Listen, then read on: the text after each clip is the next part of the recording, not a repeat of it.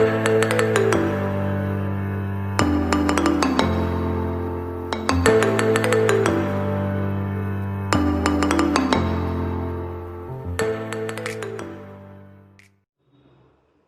Everyone, this is RG. Welcome back to our YouTube channel. हम पढ़ रहे हैं क्लास 11th का चैप्टर मोल कंसेप्ट एंड उसमें हम कंसंट्रेशन टर्म्स में जो बिल्कुल लास्ट कैटेगरी है यानी कि मिक्सिंग एंड डाइल्यूशन पे पहुंचे हुए हैं।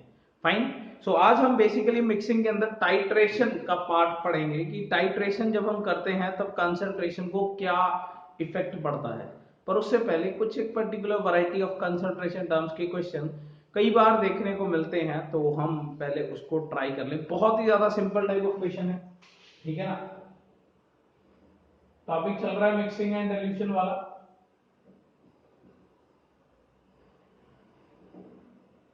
फाइन। इसमें हम आज टाइट्रेशन करेंगे, पर कुछ क्वेश्चन जैसे अ सॉल्यूशन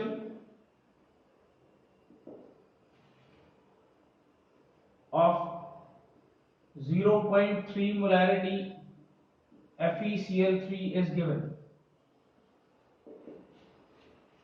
Calculate the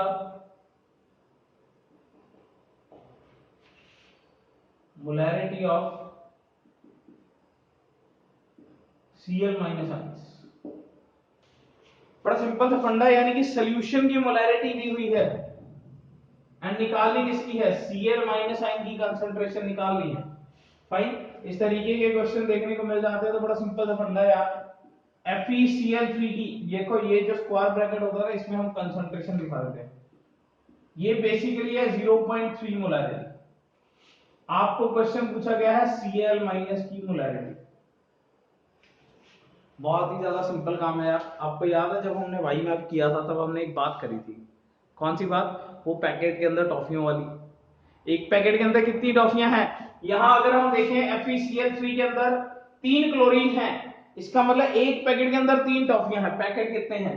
0.3। इसका मतलब अगर हमें क्लोरीन आयन की कंसंट्रेशन निकालनी है तो क्या आ जाएगा, FeCl3 into number of chlorine ions. Number of chlorine ions, ultimately that comes out to be 0.3 multiplied by 3, क्योंकि हर क्लोरीन के अंदर आगे 3 है। अगर FeCl3 की कंसंट्रेशन 0.3 मोलैरिटी है तो Cl माइनस आयन की कंसंट्रेशन कितनी आनी चाहिए? 0.3 multiply by 3 comes out to be 0.9 molarity. कोई दिक्कत? फाइन। एक क्वेश्चन आप ट्राई करके देखिए। A solution of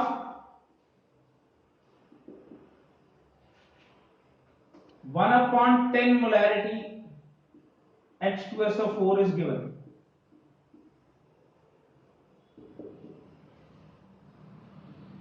Calculate H plus ion concentration. Mentioned है यहाँ पे कि मोलैरिटी निकालनी है, क्योंकि square bracket is concentration and concentration is mentioned in the terms of molarity, क्योंकि हमें ऑलरेडी मोलैरिटी की टर्म में दी गया है। जो ऑलरेडी क्वेश्चन है अगर वो मोलैरिटी की टर्म में दिया हुआ है, इसका मतलब ये अंडरस्टूड है कि फाइनल जो निकालना है वो भी मोलैरिटी की फॉर्म में ही निकालना है। पर दिया हुआ है H2SO4 का मोलैरिटी एंड निकालना है H प्लस आयन का। फाइन। आई थिंक आंसर आ गया होगा आपका। काफी ज्यादा आसान चीज है यार, ठीक है ना। देखो, एक H2SO4 के अंदर 2 H प्लस आयंस हैं। एक H2SO4 के अंदर 2 H प्लस आयंस हैं, तो इतने के अंदर कितने होंगे? तो बड़ा सिंपल सा फंडा है। H2SO4 का कंसंट्रेशन है 1/10 मोलैरिटी, तो H प्लस आयन का कंसंट्रेशन कितना होगा? 1/10 मल्टीप्लाई बाय एक H2SO4 के अंदर कितने आयंस हैं, यानी कि 2। This comes out to be 2/10 यानी कि 1/5 मोलर। काफी ज्यादा फेमस क्वेश्चन है, मतलब देखने को मिल जाता है अक्सर यार। ये क्वेश्चन है, जैसे मैंने याद है बुकलेट के अंदर एक क्वेश्चन है हमारे कि FeCl3 की मोलैरिटी 1/30 है, तो क्लोरीन की बताइए, तो 3 से मल्टीप्लाई कर देना, 1/10 आंसर आ जाएगा उसका। Fine, it's a very simple one. एक क्वेश्चन और देता हूं थोड़ा सा और, जिसमें 2-3 सॉल्यूशंस हों। फाइन, हम प्रैक्टिस करके देख लेते हैं ऐसे ही एक क्वेश्चन की। अच्छा, एक और क्वेश्चन करके देखते हैं। देखो, find the concentration of Cl minus ion in a solution obtained by mixing 1 mole each of CaCl2, NaCl and HCl along with 500 ml of water। यानी कि चार चीजें हैं हमारे पास सोल्यूशन में। क्या? एक तो CaCl2, NaCl, HCl and 500 ml का पानी। हमें कंसंट्रेशन निकालनी है Cl माइनस आयन की। तो बड़ा सिंपल सा फंडा है यार, हम जगह जगह से ये लिखेंगे कि हमारे पास Cl माइनस कितने हैं। फाइन, एंड Cl माइनस का देखो बड़ा सिंपल सा फंडा है, Cl माइनस का कंसंट्रेशन निकालना है, यानी कि मोलैरिटी निकालनी है। तो क्या आना चाहिए? Number of moles of Cl minus upon volume of solution in litres. यही होता है मोलैरिटी का फॉर्मूला। तो Cl माइनस की अगर हमें कंसंट्रेशन निकालनी है तो number of moles of Cl minus upon volume of solution in litres. कोई भी दिक्कत नहीं है। चलते हैं फिर। अब number of moles of Cl minus कहां से आएंगे भाई? अगर ये number of moles of Cl minus निकालना है तो देखो बड़ा सिंपल सा फंडा है। Number of moles of CaCl2 कितने हैं? 1। यहां से Cl माइनस कितने आ गए? 2 मोल्स आ गए। समझ पा रहे हो ये बात? अगर नंबर ऑफ मोल्स इसके 1 है CaCl2 के, हर CaCl2 के अंदर इस पैकेट के अंदर क्लोरीन कितने हैं? 2। अगर ये 1 मोल है तो Cl माइनस कितने आएंगे? 2 मोल। बहुत ही आसान काम है, पैकेट की टॉफियां। क्लियर? फाइन। अगर number of moles of NaCl 1 मोल है, क्योंकि सबकी 1 मोल है, देखो 1 मोल ईच, तो Cl माइनस कितने आए? हर एक के अंदर 1 Cl है तो यहां पे 1 मोल में 1 ही मोल आया। And number of moles of HCl अगर 1 मोल है तो यहां से Cl माइनस कितना आया? यहां से भी 1 मोल आया। टोटल Cl माइनस कितने हो गए? Number of moles of Cl minus कितने हो गए हैं? ये हो गए 4 मोल्स। क्लियर? अगर हम यहां पे पुट करें 4 and volume of solution in litres, देखो किसी का भी वॉल्यूम दिया है, इसका वॉल्यूम दिया है क्या? ये किसी का भी ये दिया हुआ है। वॉल्यूम ऑफ सॉल्यूशन हमारे पास 500 ml।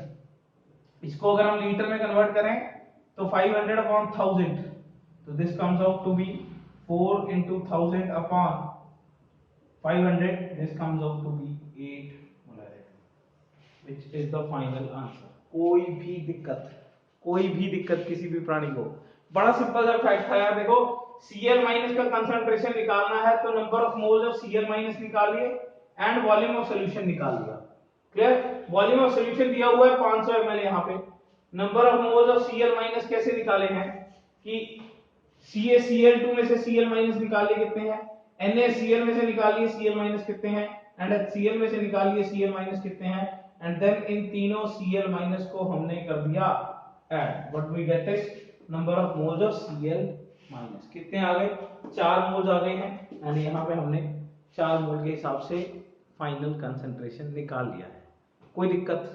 फाइन। तो ये बड़े सिंपल टाइप ऑफ क्वेश्चन देखने को मिल जाते हैं। अब हम बढ़ते हैं आगे टाइट्रेशन में। देखो टाइट्रेशन बेसिकली क्या है? रिएक्शन। फाइन। जब एक पर्टिकुलर सॉल्यूशन दूसरे पर्टिकुलर सॉल्यूशन के अगेंस्ट में काम कर रहा है। अभी तक हमने मिक्सिंग में क्या किया था? देखो डाइल्यूशन तो बड़ा सिंपल सी बात है, पानी डालना है। मिक्सिंग में अब तक हमने क्या किया? सेम नेचर के लोग डाले। जैसे यहां भी देखो सेम नेचर के CaCl2, NaCl और HCl, ये तीनों एक दूसरे के साथ रिएक्ट नहीं कर रहे। क्वेश्चन की लैंग्वेज को समझिए। मिक्सिंग और टाइट्रेशन में थोड़ा सा फर्क क्या है कि यहां CaCl2, NaCl और HCl ये एक दूसरे की कंसंट्रेशन को कैंसिल नहीं कर रहे हैं, बढ़ा रहे हैं। इसने भी Cl माइनस दिया, इसने भी Cl दिया, इसने भी Cl दिया, तीनों सेम नेचर के हैं। इनके मिक्स करने से Cl बढ़ेगा जबकि टाइट्रेशन में क्या होगा, एक चीज दूसरी चीज के अगेंस्ट में काम करेगी, एक चीज दूसरे चीज के अगेंस्ट में काम करेगी। देखिए फिर किस तरीके से काम करती है। एंड इसका सबसे पहला एग्जांपल हम एसिड बेस टाइट्रेशन लेते हैं, बिकॉज एसिड हमें पता है कि हमेशा बेस के अगेंस्ट ही काम करता है। कोई दिक्कत? फाइन, किसी भी भक्त प्राणी को कोई दिक्कत? चलिए फिर आगे बढ़ते हैं टाइट्रेशन के क्वेश्चन पे। सीधा क्वेश्चन लिखूंगा, क्वेश्चन से ही हम समझ लेंगे कि क्या मुद्दा है। कोई दिक्कत? Let's have it. चलिए बात करते हैं टाइट्रेशन की। एंड टाइट्रेशन में हम बेसिकली सबसे पहले लेते हैं acid base titration. Clear? Question के जरिए सीधा सीधा समझेंगे। A solution of 5 liter 3 molarity HCl is given. Calculate the volume of 2 molarity NaOH required to completely neutralise. Fine, हमारे पास एक सोल्यूशन है 5 लीटर 3 मोलैरिटी HCl का। 5 लीटर 3 मोलैरिटी HCl का एक सोल्यूशन गिवन है। आपको बताना है वो वॉल्यूम जो NaOH का चाहिए सच दैट ये दोनों एक दूसरे के साथ कंप्लीटली न्यूट्रलाइज हो जाएं। एंड एक चीज दी हुई है कि NaOH की मोलैरिटी कितनी है? NaOH की मोलैरिटी है 2। फाइन, इसका वॉल्यूम निकालना है। तो देखो जब बात टाइट्रेशन की है, बड़ी सिंपल सी बात है यार। मैं बोलता हूं हमेशा दोनों साइड के जो पार्ट्स हैं, मतलब बेसिकली जो चीजें एक दूसरे के अगेंस्ट में हैं, उनको गिवन जो भी चीज है उन सबको लिख लो, ठीक है ना। तो सबसे पहला काम क्या करना चाहिए, इधर लिख लो जो जो भी एसिड है। यहाँ तो लकीली देखो ये तो अभी फर्स्ट क्वेश्चन है, काफी ज्यादा सिंपल लैंग्वेज ली है, एक ही एसिड दिया हुआ है, ठीक है ना। तो जो भी एसिड है, सपोज HCl जैसे यहाँ पे दिया हुआ है, तो इसकी मोलैरिटी M1 मान ली गई है, तो ये है 3 मोलैरिटी। एंड इसका वॉल्यूम जो है उसको हमने मान लिया है 5 लीटर्स। यहां बेसिकली है बेस, और बेस है हमारे पास NaOH। इसकी मोलैरिटी है M2 एंड इसका ये है 2 मोलैरिटी। एंड इसका V2 वॉल्यूम है जो कि हमें बेसिकली निकालना है। फाइन, कोई दिक्कत? कोई भी दिक्कत? क्लियर? देखो अब थोड़ा सा मुद्दा समझिए। एसिड ने बेसिकली करना क्या है, H प्लस आयन देना है। एंड बेस ने बेसिकली करना क्या है, OH आयन देना है। एंड न्यूट्रलाइजेशन इस शब्द का मतलब क्या होता है कि जितने इसने H प्लस आयन दिए उतने ही इसके OH माइनस होने चाहिए, यही मतलब होता है। कंप्लीटली न्यूट्रलाइज का मतलब क्या होता है कि जितने इसके H प्लस आयन हैं उतने ही इसके OH माइनस आयंस है। कोई दिक्कत? अब हम बेसिकली ये निकाल लें कि यहाँ H प्लस आयंस कितने हैं। क्लियर? यहाँ नंबर निकाल लें इसका कितना है, और इधर के नंबर के साथ क्या कर दें, इक्वल कर दें, तो आंसर आ जाएगा। मानते हो ये बात? फाइन, लो जी नंबर निकाल लेते हैं। तो basically number of moles of H plus ions कितने आ जाएंगे, मोलैरिटी इनटू वॉल्यूम, 3 into 5 यानी कि 50। कोई दिक्कत? एंड यहां number of moles of OH minus ion कितने आ जाएंगे, 2 into क्वेश्चन मार्क को मैं V2 लिख लेता हूं, तो अल्टीमेटली ये आ जाएगा number of moles of OH minus is 2 into V2। कोई दिक्कत? And as we know number of moles of H plus ions number of moles of OH minus ion के क्या आने चाहिए, इक्वल आने चाहिए। इसका मतलब 15 is equal to 2 into V2, and यहां से V2 कितना आ गया, दैट इज 7.5।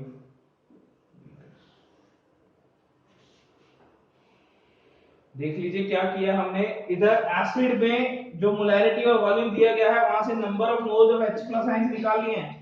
जितने H प्लस आयंस आने चाहिए उतने ही बेस में OH आने चाहिए, तभी वो एक दूसरे को कंप्लीटली न्यूट्रलाइज कर देगा, खत्म कर देगा। न्यूट्रलाइज मतलब खत्म कर देना। जितना ये होगा उतना ये देखो, दोनों साइड की, वो आपने देखा ना रामायण के अंदर, दोनों साइड के अगर तीर पूरे इक्वल पावर के होंगे तो दोनों एक दूसरे को खत्म कर देंगे। वैसे इधर का एसिड जो इधर के बेस के साथ जब कंप्लीटली न्यूट्रलाइज करेगा, जब वैल्यू इक्वल होगी तो वो क्या कर देगा, उसे खत्म कर देगा। तो ये एसिड कितना है हमने निकाल लिया, number of moles of H plus ions, and यहाँ बेस के निकाल लिए हैं, that is OH minus ions. And इन दोनों को हमें पता है क्या कर दो, इक्वल, एंड ये आंसर आ जाएगा। क्लियर? कोई भी दिक्कत? Otherwise what we have is, जैसे याद है आपको हमने डाइल्यूशन किया था, कहां गया, चलो, जैसे याद है आपको हमने डाइल्यूशन किया था ना, तो हम उसको वैसे भी लिख सकते हैं। ये आपने लिख लिया, इसको मैं मॉडिफाई कर रहा हूं, इसको ऐसे लिख लिया ना, तो this can be written as directly m1v1 is equal to m2। इस साइड को इस साइड के क्या कर दो, इक्वल, तभी एक दूसरे को कंप्लीटली क्या करेंगे, न्यूट्रलाइज। मतलब वही है चीज, वही है, लिखने का तरीका बस, ठीक है ना। 3 into 5 2 into v2, so v2 comes out to be 7.5 liters। कोई भी दिक्कत? बेस्ट स्पेशल पहले वाला है। अगर आप कल्ले कल्ले H प्लस आयंस को निकाल लो ना तो बिल्कुल भी कंफ्यूजन नहीं बचती, इसलिए वो बेस्ट है, ठीक है ना। इसमें फिर भी थोड़ी बहुत दिक्कत आ सकती है। क्या दिक्कत आ सकती है? एक क्वेश्चन पहले करके दिखा दो, एंड देन फिर हम देखेंगे कि क्या दिक्कत आ सकती है। क्लियर? कोई दिक्कत? Let's have it. एक क्वेश्चन हम पहले बिल्कुल सिंपल ऐसा कर लेते हैं, बिल्कुल सेम वर्डिंग में, so that it should be pretty clear, fine. But फिर एक क्वेश्चन हम बेसिकली करेंगे उस चीज के लिए कि ये फॉर्मूले में कहाँ थोड़ी सी गड़बड़ तो है, ठीक है ना। तो कहाँ वो गड़बड़ है और इसे फिर कैसे सही किया जा सकता है, उससे पहले एक क्वेश्चन, लेट्स हैव इट।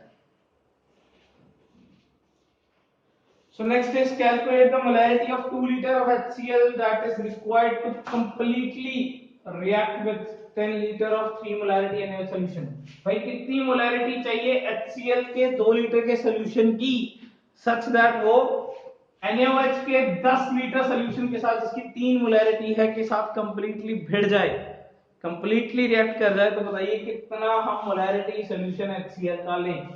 कोई दिक्कत? HCl का 2 लीटर है तो बड़ा सिंपल सा फैक्ट है, मैं आपको पहले भी बताया था, एसिड्स को एक साइड, बेस को एक साइड। क्लियर? कोई दिक्कत? तो एसिड की बेसिकली मोलैरिटी कितनी है उसको m1 लिख लेते हैं, that is we need to calculate it, this is not given, and volume 1 this is 2 litre given. Base की मोलैरिटी कितनी है, 3 मोलैरिटी, एंड बेस का वॉल्यूम कितना है, 10 लीटर। कोई भी दिक्कत? Next, so basically m1v1 is equal to m2v2। तो ये हमारे पास आ गया है m1 into 2 3 into 10 and m1 comes out to be 15 molarity। So you need to take the 15 molarity solution such that 2 litre का HCl 10 लीटर के 3 molarity NaOH के साथ completely neutralise कर जाए। कोई भी दिक्कत? क्लियर? अब बेसिकली थोड़ा सा ध्यान दीजिएगा, अब मैं क्वेश्चन को थोड़ा और टफ कर रहा हूँ, थोड़ा सा और घुमा रहा हूँ, किस तरीके से वो क्वेश्चन में तब्दीली आ रही है, लेट्स हैव इट। और फिर ये भी देखना है कि इस फॉर्मूले में फिर क्या चेंज करना पड़ेगा। Clear? Let's have it. So next is a solution of 5 liter of 2 molarity H2SO4 is titrated against 3 molarity NaOH solution। Calculate the volume required of NaOH so as to completely neutralize it। Question बिल्कुल same है, वैसा ही है जैसा पहला था। क्या change आ गया? कुछ तो हुआ है, जो अपन ने बोला था कुछ हुआ है, ये दिख रहा है, कुछ तो फर्क है। वो फर्क ये है कि यहाँ H2SO4 दिया हुआ है, एंड एक H2SO4 एक्चुअली में 2 H प्लस आयन देता भैया। एक H2SO4 एक्चुअली में 2 H प्लस आयन देता है, जबकि इधर साइड क्या है, इधर साइड बेस ही है, जो NaOH है, जो कि बेसिकली एक OH माइनस देता है। क्लियर? अगर मैं यहाँ की मोलैरिटी लिखूं, this is m1 is equal to 2 molarity, v1 is equal to 5 liters, this is m2 is equal to 3 molarity and v2 is equal to v2 is equal, अच्छा v2 तो निकालना है, सबको थोड़ी दिया हुआ है यार, थोड़ा सा तो m1 is equal to क्या है 2 molarity, v1 क्या है 5 liters, m2 is equal to 3 molarity है, v2 क्या है निकालना है, ठीक है ना। तो भाई मुद्दे की बात क्या है कि यहाँ m1 v1 is equal to m2 v2 लगाना क्या है, क्योंकि ये क्या होता है, ये होते हैं नंबर ऑफ मोल्स, एंड ये क्या होता है, ये होते हैं नंबर ऑफ मोल्स। देखो क्या दोनों के नंबर ऑफ मोल्स इक्वल हैं यार, अगर इसके नंबर ऑफ मोल्स एंड इसके नंबर ऑफ मोल्स इक्वल हो गए तो फिर कैसे कह सकते हैं दोनों कैंसिल आउट हो जाएंगे, इसका तो एक मोल, देखो बड़ी सिंपल सी बात है, एक मोल H2SO4 आ गया सपोज, और एक मोल NaOH है, क्या ये कंप्लीटली न्यूट्रलाइज कर जाएंगे, नहीं करेंगे, क्योंकि इसका मोल एक्चुअली में 2 मोल H प्लस आयन देगा, जबकि इसका एक मोल एक्चुअली में 1 मोल ही OH माइनस देगा। ये दोनों एक दूसरे के लिए सफिशिएंट नहीं है, इसके 1 मोल के लिए इसके हमें 2 मोल चाहिए होंगे ताकि ये 2 मोल OH दे सके। इज दैट क्लियर, यानी कि इस बात का पंगा है। तो कैसे सॉल्व करेंगे, तो इस क्वेश्चन को बड़े सिंपल तरीके से कैसे जस्टिफाई किया जाता है, जहां ये फॉर्मूला नहीं लगाया जाता। देखो ये फॉर्मूला सिर्फ तब लगता है, अब तक के आप सारे क्वेश्चन छान के देखिए, कल के लेक्चर में निकालिए, आज के लेक्चर में निकालिए, सारे क्वेश्चन निकाल के देखिए, किसी भी न्यूमेरिकल में ये नहीं हुआ था कि जब हम एक दूसरे के अगेंस्ट में टाइट्रेशन कर रहे थे तो वैलेंसी बदल गई, वैलेंसी फैक्टर सेम था, मैं HCl ले रहा था तो NaOH ले रहा था, valency factor is same, HCl की भी वैलेंसी 1 है, NaOH की भी वैलेंसी 1 है। तो हमेशा ये फॉर्मूला सिर्फ तब लगाना है if valency factor is,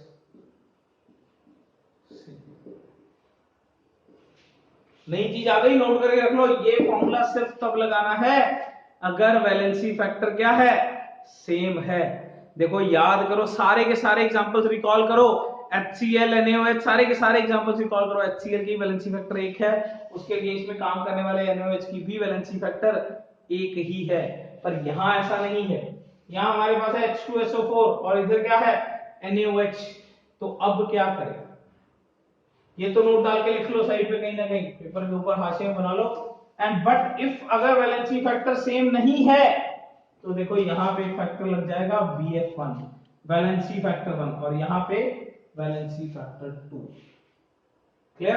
and इसका वैलेंसी फैक्टर क्या है, इसका है वैलेंसी फैक्टर 2, एंड इधर वैलेंसी फैक्टर क्या है, इधर वैलेंसी फैक्टर है 1। कोई दिक्कत, कोई भी दिक्कत, तो इसमें अगर हम पुट करेंगे, देखो आंसर निकालना तो बहुत आसान काम है, 2 into 2 into 5, 3 into V2 into 1, so this comes out to be 20/3 liters, fine. पर मुद्दे की बात ये है कि ये फॉर्मूला सबसे बेस्ट है। एंड अगर हम इसको थोड़ा सा और मॉडिफाई करें, वैलेंसी फैक्टर इनटू मोलैरिटी क्या होता है, याद करिए, वैलेंसी फैक्टर इनटू मोलैरिटी क्या होता है, ये बन जाता है नॉर्मेलिटी। तो ये N1V1 is equal to N2V2 सबसे बेस्ट फॉर्मूला है, ये बेस्ट फॉर्मूला है।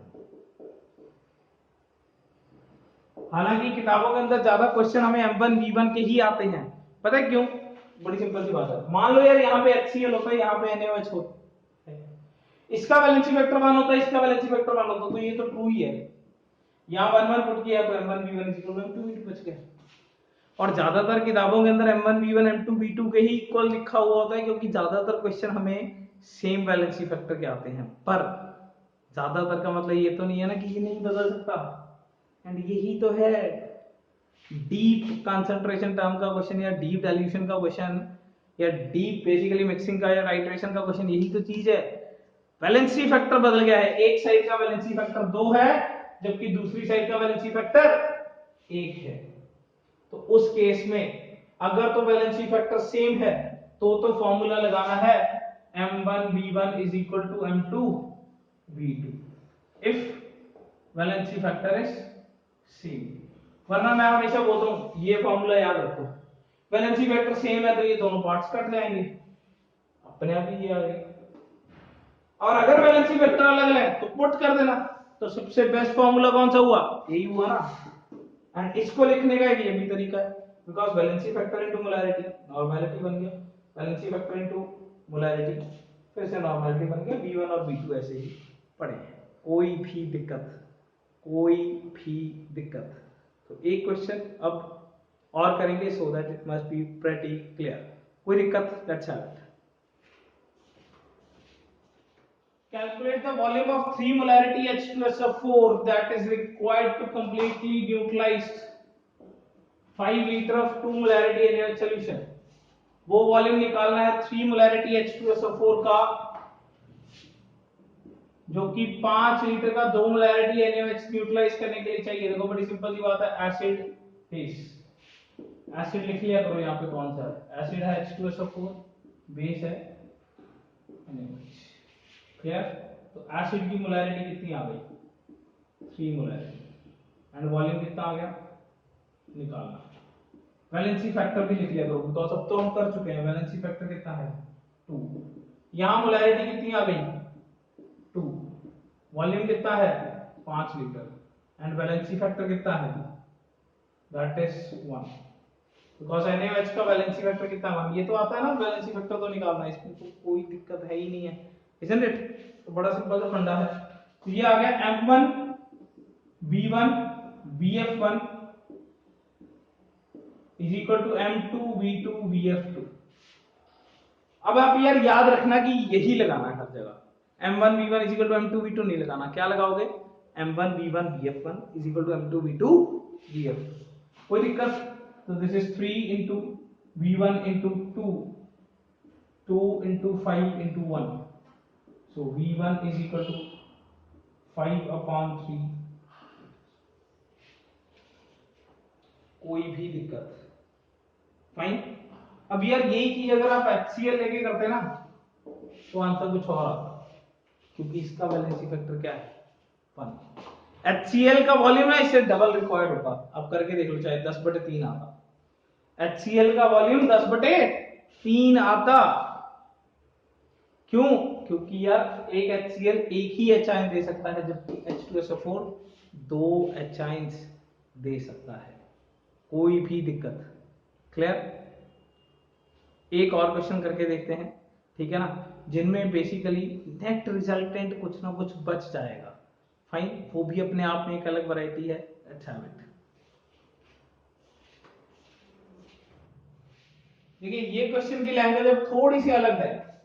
कैलकुलेट द फाइनल मोलैरिटी, हमें निकालनी है final molarity of HCl left, यानी कि यार इसके जो फाइनल मोलैरिटी बच गई है वो निकालनी है जब ये इसके साथ टाइट्रेट करा दिया गया है। यानी कि यहां कंप्लीटली रिएक्ट नहीं हो रहा, पक्का पता चल रहा है क्वेश्चन की स्टेटमेंट से ये ज्यादा है और ये कम है, ऐसे नंबरों से नहीं, नंबर से देख के नहीं बताना, कहां से, इसकी लैंग्वेज से पता चल रहा है। देखो उसने बोला HCl लेफ्ट जो बच जाएगा, फाइन, इसके साथ टाइट्रेशन कराने के बाद, इसके साथ टाइट्रेशन कराने के बाद। तो बड़ी सिंपल सी बात है, पहले तो लिख लें एसिड कौन है, एसिड है HCl, इसकी मोलैरिटी है 3 मोलैरिटी, वॉल्यूम है 5 litres, fine, and valency factor भी लिख लो। वैसे वैलेंसी फैक्टर का पंगा नहीं है, क्योंकि क्लियर है ना, अगर इसका वैलेंसी फैक्टर 1 है, इसका भी वैलेंसी फैक्टर 1 है, तो ये हम M1 V1 M2 V2 वाले फॉर्मूलास लगा सकते हैं, नहीं तो फिर वैलेंसी फैक्टर वाले। बस सीधा सा फंडा है, देख लिया करो। अगर तो वैलेंसी फैक्टर सेम है तो M1 V1 वाले फॉर्मूले लगा दो, और अगर वैलेंसी फैक्टर सेम नहीं है तो फिर हर जगह वैलेंसी फैक्टर ठोसो। Is that clear? तो यहां तो सर जाएगा। और बेस कितना है, बेस है M2 मोलैरिटी है हमारे पास 1 मोलैरिटी, एंड V2 है 2 लीटर। आपको नहीं लगता अगर मैं इस पर्टिकुलर सॉल्यूशन में से ये माइनस कर दूं तो मेरे पास रिजल्टेंट बच जाएगा? अगर मैं इसमें से ये माइनस कर दूं, इसमें से ये माइनस कर दूं, तो मेरे पास रिजल्टेंट बच जाएगा, मानते ही बात। तो रिजल्टेंट की मोलैरिटी कितनी है, m रिजल्टेंट पता नहीं, एंड वॉल्यूम रिजल्टेंट कितना है ये पता है, 5 और 3, ये हो जाएगा वॉल्यूम V1 प्लस V2 यानी कि 7 लीटर। यहां काफी बार दिमाग खलक जाता है, सर करना तो माइनस था, 5 में से 3 माइनस करेंगे तो 5 में से 2 माइनस करेंगे तो 3, अरे भाई सोच सोच जरा। एसिड को बेस के साथ रिएक्ट करेंगे, उनकी कंसंट्रेशन कम हो जाएगी, वॉल्यूम तो बढ़ेगा ही। अरे उस सोल्यूशन को उस सोल्यूशन के बीच में डालोगे, सोल्यूशन तो बढ़ेगा ही, सोल्यूशन थोड़ी गायब होने वाला है, न्यूट्रलाइज हो जाएगा। उसमें H प्लस और OH एक दूसरे के साथ रिएक्ट हो जाएंगे, खत्म हो जाएंगे। खत्म होने का मतलब ये थोड़ी है कि वॉल्यूम उड़ जाएगा, वॉल्यूम तो हमेशा ऐड ही होना होता है। तो ऐसे क्वेश्चन में जिसमें रिजल्टेंट होता है उसमें पता क्या करते हैं, M1V1 जो ज्यादा है minus M2V2 is equal to M resultant volume resultant. And अगर वैलेंसी फैक्टर होता तो यहां भी लिखते हैं M1V1 valency factor 1 minus M2V2 valency factor 2 is equal to M resultant valency factor resultant and V resultant. कोई दिक्कत, वैलेंसी फैक्टर का तो कोई लफड़ा नहीं है, हर एक का अपना अपना लिखना है साथ में। क्या आप ये बात समझ गए? एंड यहां पे M1V1 minus M2V2 is equal to M3, चलो मैं इसको रिजल्टेंट को M3 लिख देता हूं, ये V1 प्लस V2 है, यहां माइनस नहीं है, क्योंकि वॉल्यूम दो चीजें जोड़ने से तो बढ़ेगा ही, वॉल्यूम बढ़ेगा, नेचर ऑपोजिट है, एसिड और बेस का नेचर ऑपोजिट है, तो माइनस आ गया। आप याद करिए जो Cl माइनस वगैरह कर रहे थे तब हम दोनों को क्या कर रहे थे, ऐड, क्योंकि वो एक दूसरे को बढ़ावा दे रहे हैं, वो Cl NaCl का और CaCl2 का और HCl का, तीनों Cl दे रहे हैं तो हम तीनों को क्या कर रहे थे, प्लस। पर यहां एसिड बेस के अगेंस्ट में काम कर रहा है तो क्या कर रहे हैं, माइनस। एसिड बेस के अगेंस्ट में काम करेगा तो माइनस लगाएंगे, जबकि एसिड, दो एसिड होते हैं और मैं फाइनल रिजल्टेंट मोलैरिटी पूछता तो तुम क्या करते, दोनों एसिड को करते ऐड। अगर दो एसिड होते तो फाइनली आप करते ऐड, जबकि यहां एसिड और बेस है ये एक दूसरे को करेंगे minus. This is 3 into 5, this is 1 into 2, M resultant मेरे को निकालना है, volume resultant is 7, this comes out to be 13 M resultant upon 7, so this is the final molarity, that is 13 upon 7। कोई भी दिक्कत, जरा सी बात याद रखनी है, ये वाला फॉर्मूला आपको समझना है। एसिड बेस के अगेंस्ट में काम किया है, एसिड बेस के अगेंस्ट में काम किया है, इसलिए क्या आएगा, माइनस, इसलिए क्या आएगा, माइनस। एंड वॉल्यूम क्या होगा, ऐड, क्योंकि दो चीजें जब जोड़ी हैं तो फाइनल वॉल्यूम तो बढ़ेगा ही बढ़ेगा। कोई दिक्कत, कोई भी दिक्कत? तो एक और क्वेश्चन करते हैं इसके जैसा, let's have it. So next is what volume in ml of 0.2 molarity H2SO4 solution should be mixed with 40 ml of 0.1 molarity NaOH। ये कितना इसके अंदर मिक्स करें सच दैट रिजल्टिंग सॉल्यूशन की कंसंट्रेशन एज H2SO4 बच जाए, यानी कि बड़ी सिंपल सी बात है, ये ज्यादा है, ठीक है ना, तो ये कितना बच जाए सच दैट ये फाइनल मोलैरिटी हो, तो ये कितना वॉल्यूम है इसका जो इसके साथ रिएक्ट करने के बाद इतना मोलैरिटी बच जाए, कोई भी दिक्कत। एंड यहाँ पे हमारे पास चार ऑप्शन हैं, 70, 45, 30 एंड 58, तो फिर मैंने क्यों करना, आप ही कर लीजिए, फाइन। इसका कितना वॉल्यूम है जो इसके साथ रिएक्ट करने के बाद इतनी मोलैरिटी बच जाए, कोई भी दिक्कत? आप सबका आंसर मेरे को कमेंट सेक्शन में चाहिए, फाइन, कोई भी दिक्कत? चलिए मिलते हैं अपने अगले लेक्चर में। ये हमारा चैप्टर होता है समाप्त, इसमें जो बेसिक लेआउट है वो सारे का सारा खत्म हो चुका है, ठीक है ना। अब इसके बाद तो क्वेश्चन प्रैक्टिस है, जितने मर्जी लेवल पे जाके करी जा सकती है, फाइन, कोई भी दिक्कत? Best of luck, thank you so much.